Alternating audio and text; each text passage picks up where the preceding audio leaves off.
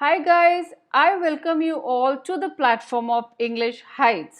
Today we'll discuss about Vistas Lesson 1 the third level authored by Jack Finney, also known by the name Walter Braden. Students, Jack Finney the World Fantasy Award winning author के नाम से भी famous है because इन्हें science fiction लिखने का passion था. इस चैप्टर को पढ़ते हुए कई क्वेश्चंस के जवाब हमें लेसन के एंड तक नहीं मिलते. ऑथर यहाँ टाइम क्लॉक मेंशन करते हैं जिससे चार्ली को अपनी स्ट्रेसफुल और इनसिक्योर लाइफ से डरकर पास्ट सेंचुरी 1894 में गेल्सबर्ग जाना है. I am reminded here of another science fiction of the magician Harry Potter the prisoner of Azkaban. इसके बारे में तो आप सब जानते हैं. इस मूवी में कैरेक्टर्स पास्ट में टाइम क्लॉक से जाकर बकबीक बर्ड और हैरी के गॉडफादर सीरियस ब्लैक की जान बचाते हैं और फिर से प्रेजेंट में अपीयर हो जाते हैं. Next, certain words are given here with their meanings for your reference. Students, इस कॉम्प्लिकेटेड और कंफ्यूजिंग चैप्टर को इजी वे में एक्सप्लेन करने के लिए हम इसे कुछ मेन पॉइंट्स में डिस्कस करेंगे. इस स्टोरी के फर्स्ट सीन में चार्ली एक समर इवनिंग अपने ऑफिस से जल्दी घर पहुंचने के लिए सबवे का रास्ता चूज करता है जिससे अपनी वाइफ लुइसा के पास पहुंच जाए.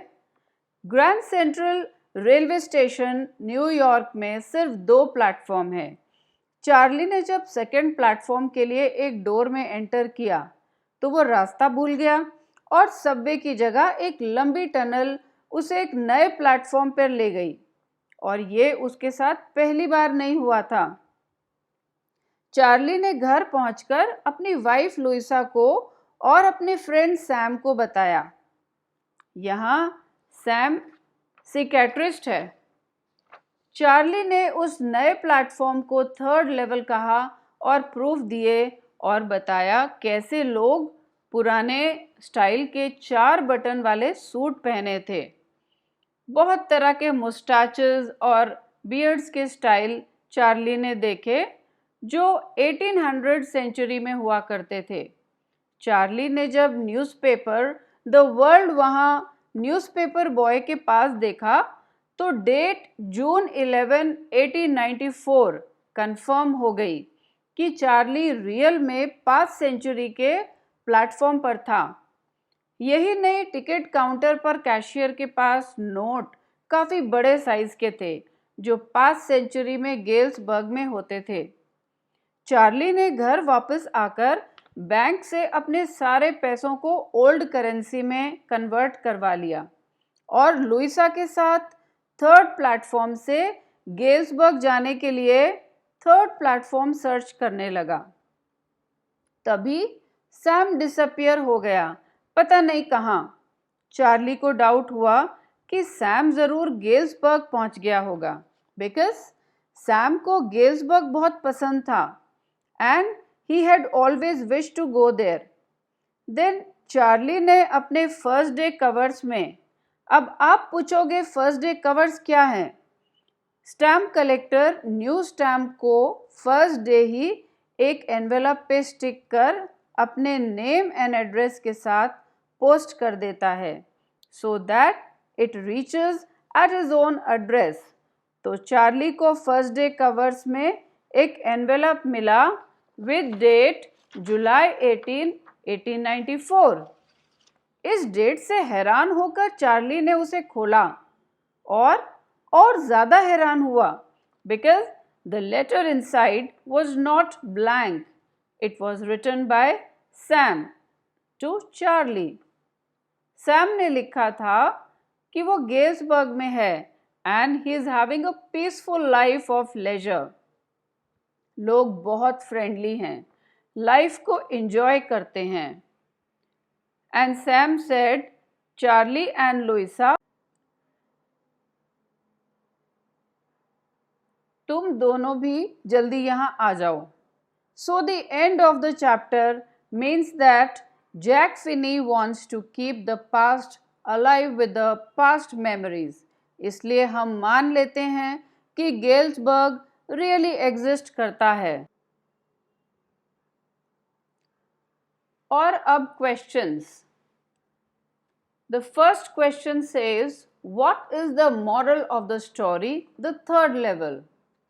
It's the most brief and entertaining story about time travel.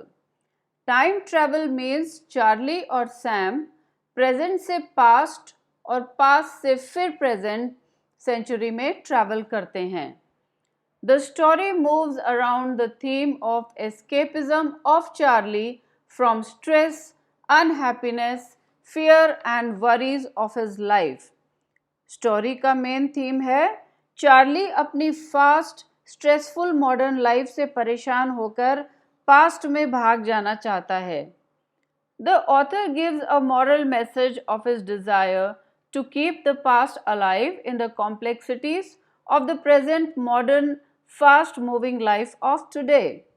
तो यहाँ मॉरल मैसेज है, ऑथर जैक फिनी पास्ट की पीसफुल लाइफ को इम्पोर्टेंस देते हैं कि हमें लाइफ में पीसफुल रहने के एफर्ट्स करने चाहिए. Second question, comment on the theme of the third level. Now theme means the main story line जिसके अराउंड पूरी स्टोरी रिवॉल्व करती है. तो इस लेसन में थीम है चार्ली अपनी प्रेजेंट लाइफ से भागकर गेल्सबर्ग जैसी जगह जाना चाहता है. क्यों? क्योंकि उसे ये ट्रस्ट था कि पास्ट सेंचुरी में वो सब प्रॉब्लम्स नहीं होंगी which he was probably facing now in the present. So the answer says it is a story that weaves a psychological journey of 31-year-old Charlie into the past, present and moves towards the future. Author says it's a normal human tendency to move between the past, the present and the future because they are interconnected. The lesson is a study of human mind caught in the cycle of time. When people in the present time want to escape the problems and stress of life, they feel that life 50 or 60 years ago were relaxed and so they want to go back to that time for peace and happiness. The next question, which is the third one, it says, did Sam really go to Galesburg? Sam disappeared suddenly and no one knew about his whereabouts. Charlie suspected he had gone to Galesburg as Sam was a city boy and liked Galesburg very much. Then Charlie found an envelope which had been mailed to his grandfather in Galesburg in 1894. That letter addressed to Charlie and written by Sam confirmed that Sam was in Galesburg. इस letter से ये prove हो जाता है कि Sam really was in Galesburg. और doubt तो Charlie को पहले ही हो गया था बिकॉज सैम को गेल्सबर्ग का पीसफुल एंड रिलैक्स्ड एटमॉस्फेयर बहुत पसंद था. तो इस लेटर से ये कंफर्म हो गया. Now the character sketch of Charlie. Charlie was a 31-year-old boy, young man living in New York, married to Louisa. His hobby was stamp collection. Charlie appeared to be suffering from fear, insecurity and fear of the war-ridden world.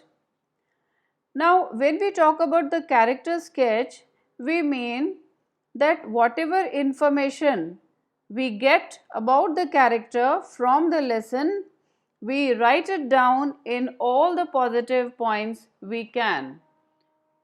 Charlie appeared to be suffering from fear, insecurity and fear of the war-ridden world.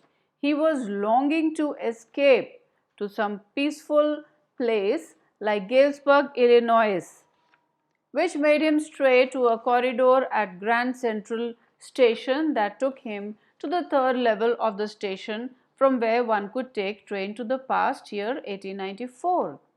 When he shared this incident with his wife, she felt angry and asked him to see his psychiatrist friend Sam. Sam explained the unique experience to be Charlie's waking dream wish fulfillment. That means It was Charlie who was always daydreaming, and he wanted this wish to be fulfilled. Sam also related this experience to Charlie's unhappiness and wish to escape from reality. Guys, I hope you all are safe and healthy at home. Please like, share and subscribe to my video. Bless you all.